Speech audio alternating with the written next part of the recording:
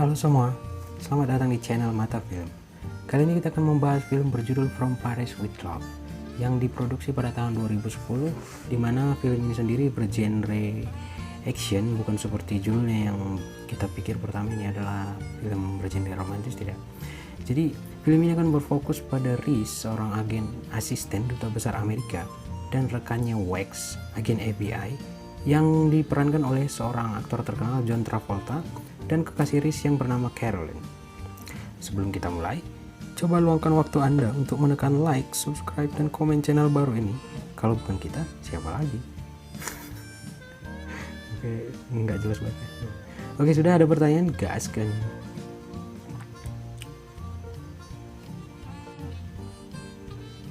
Film dimulai dengan menunjukkan Reese yang sedang main catur dengan duta besar di kantornya, yang kemudian Reese ditugaskan untuk mengganti plat mobil seseorang yang saya juga kurang tahu siapa. Aneh sih awalnya, nggak paham. Scan berpindah ke apartemen Reese, di mana sang pacar Caroline baru pulang dan hendak menunjukkan gaun barunya kepada Reese, yang kemudian mereka sedikit berkising-kising ria, ya pacaran. Ya. Keesokan harinya Reese dan duta besar Bennington rapat dengan petinggi Prancis, di mana dia gagal berkali-kali menempelkan sebuah alat penyadap di bawah meja. Di sini sih pertama ini kesel anjir, 2 kali jatuh.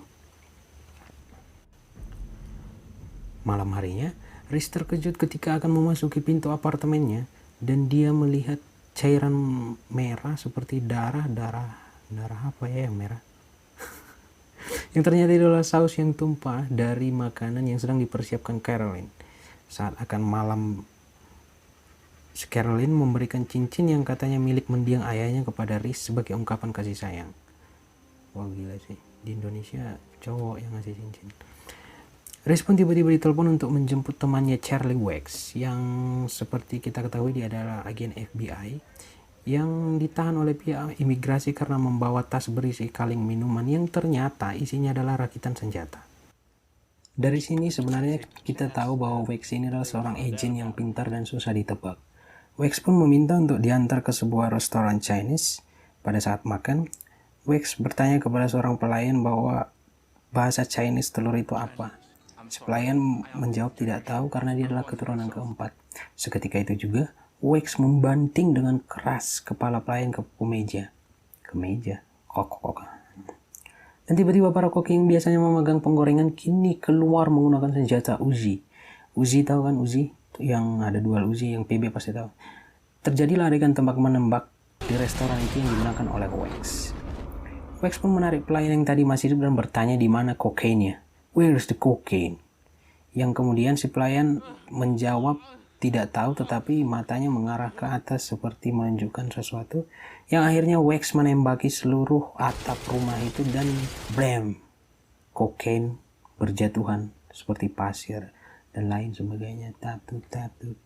Wax pun membiarkan si pelayan itu hidup agar dia dapat memberitahukan kepada bosnya bahwa Wax dan temannya sedang mengejar mereka pembuat kokain. Ya.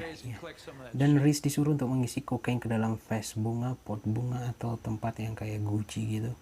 Nah, mereka pun secara diam-diam mengikuti pelayan yang berlari ke sebuah gedung, sembari Reese bertanya, ini sebenarnya masalah apa Wax?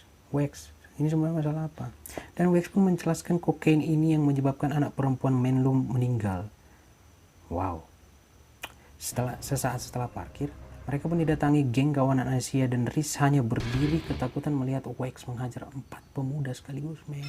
Mereka pun memasuki sebuah gedung tempat si pelayan masuk, dan di sana mereka mendapati ada sebuah pertunjukan di mana sekumpulan anak-anak sedang menari, dan Wax langsung diam-diam menodongkan pistol ke bagian pinggang bos yang sedang menonton dan bertanya alamat pengedar kokain. Karena memikirkan banyak anak-anak, si bos pun menulis alamat yang mereka inginkan. Setelah hendak pergi, mereka pun dikejar anak buah dari si bos tersebut dan terjadilah adegan tembak-tembakan di sebuah ruang manekin. Manekin itu kayak patung untuk semuanya, yang semuanya dihajar oleh Wax sendiri. Anjir, kayak Wax ini satu perguruan sama Rambo, nggak pernah kalah anjir. Gila. Lanjut, Reese sedang menelepon ceweknya yang bertanya, abang di mana? Kok nggak ada kabar bang? Nah kayak gitu. Kemudian HP Nokia Reese pun lowbat. Nokia, 2010. Scene berpindah ke Menara Eiffel, di mana Wax menyarankan Reese untuk menghirup kokain agar sedikit berani. Sesampainya di atas menara Eiffel, dengan setengah fly atau setengah sadar, Reese pun dijelaskan bahwa yang sebenarnya ini sama sekali bukan soal kokain, tetapi ini adalah masalah teroris di mana mereka mengubah keuangan mereka dari penjualan kokain.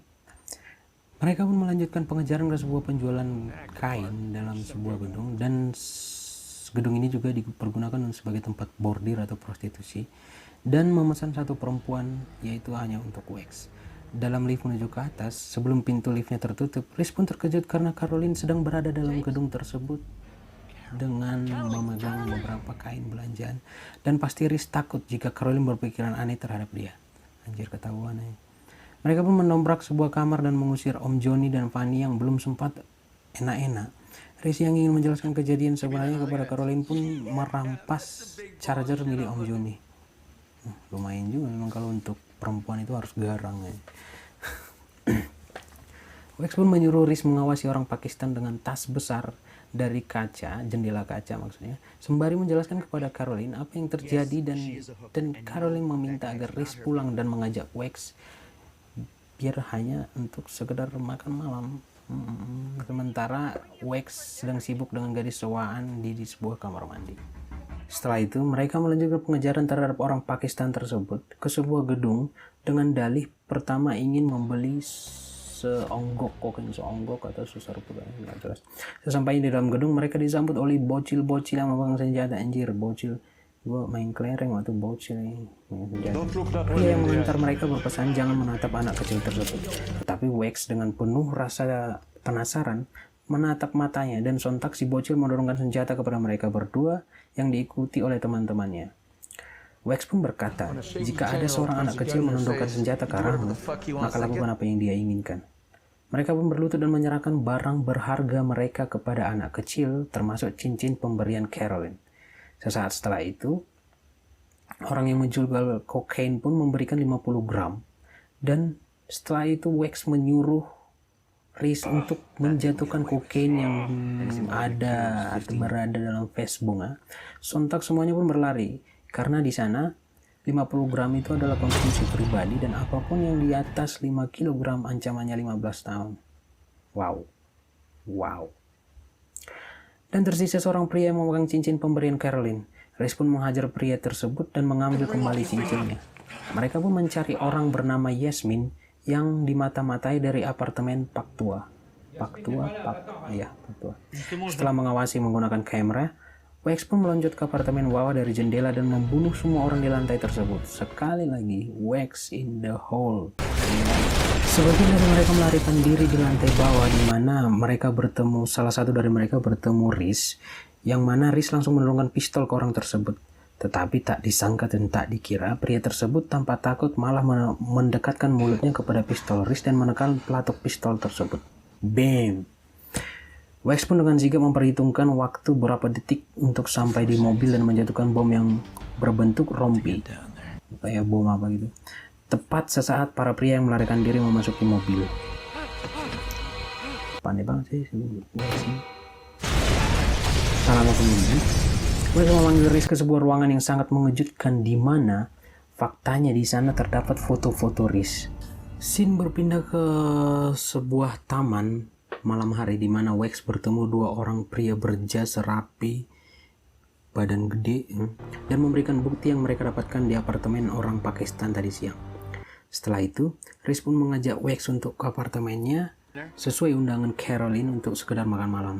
Sesampainya di apartemen, ternyata di sana Caroline juga mengajak seorang temannya bernama Nicole yang juga mempunyai darah keturunan Pakistan. Setelah berkenalan, Wax pun mendapat telepon dan dia berjalan menjauhi mereka. Saat melewati sebuah lampu, telepon Wax mengeluarkan suara storing seperti ada alat penyadap, namun Wax melanjutkan pembicaraannya di telepon. Setelah makan dan sedikit canda gurau, Nicole mendapat telepon yang mana Wax sudah menunggu timing tersebut sebagai tanda untuk Wax menembak kepala Nicole di meja makan tersebut. Film pun tergantung. Sekian tulisan film pada part 1 film berjudul From Paris with Love. Nantikan part 2 yang segera akan saya upload. Dan jangan lupa like, comment, dan subscribe, share juga agar kita membangun channel ini ke depan.